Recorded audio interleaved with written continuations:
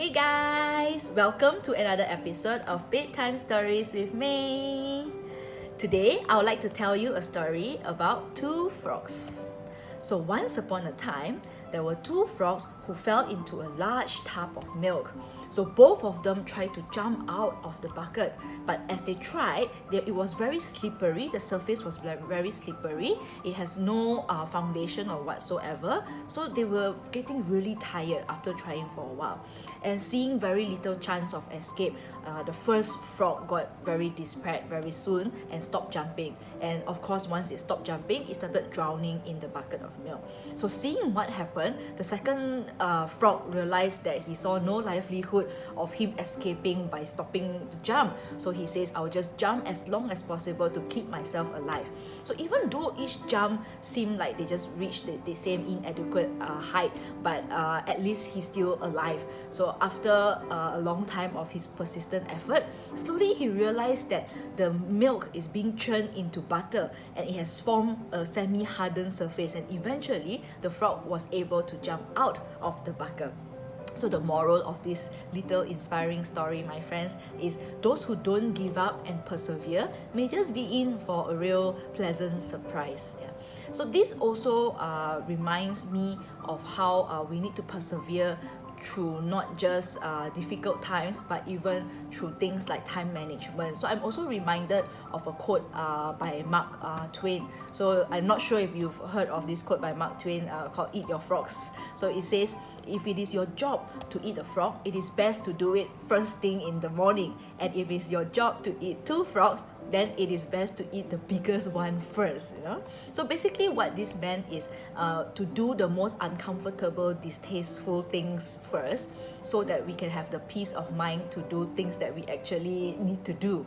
So Brian Tracy is someone that's very popular in giving trainings on motivating people how to be more efficient, mostly how to ensure productivity. So in one of his training that I've attended, one of the framework has 7 very useful lessons of how to keep ourselves on our goal, how to persevere on a task that we don't want to do. So basically he's like teaching us how to eat the frog. I think the title of his training was Eat the Frog. So I remember the first lesson from him was just to simply work harder, as simple as that. You know, stop being lazy, because it is amazing how lazy some people can be, including me. You know, and how much time people waste. So it is a decision that we have to make to just simply work harder. And the second tip is to work faster.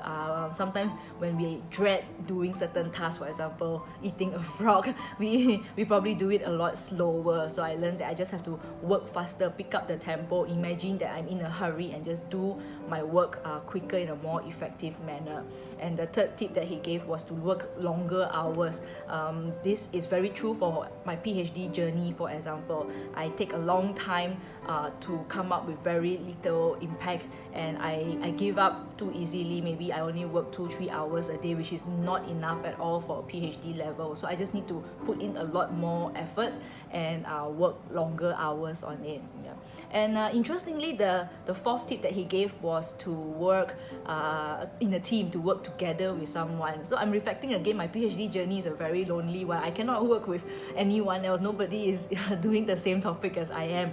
But I've created this project called PhD Journey with Me, so that I can get accountability from my friends and family, and to involve people and to talk to more people about my PhD topic. So I take that as a working together initiative, so that I keep myself motivated. And then the fifth tip is to do the important things first. Yeah, the Pareto rule, 80-20.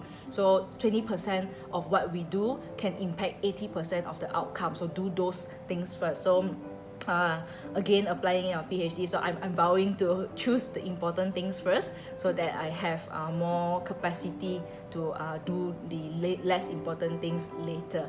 And the sixth rule is to cluster the similar tasks. So this is quite literal, things that can be done together in a cluster.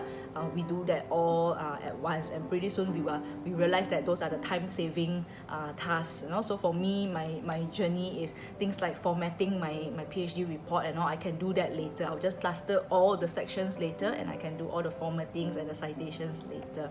And finally is to get better at my key tasks. You know, I just need to practice. So things like reading reports, synthesizing my literatures, I just need to practice.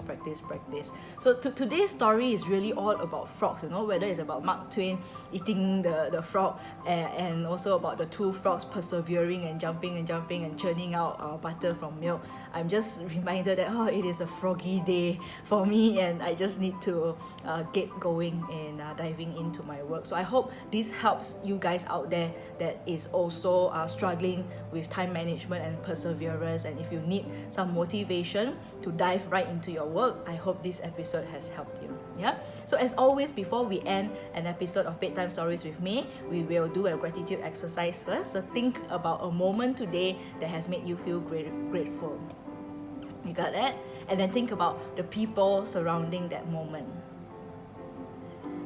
And then say thanks for whatever else that has happened today that went wrong. You'll always have that one moment today that went right. Yeah? And with that, my friends, I'll see you tomorrow for another episode of Bedtime Stories with May.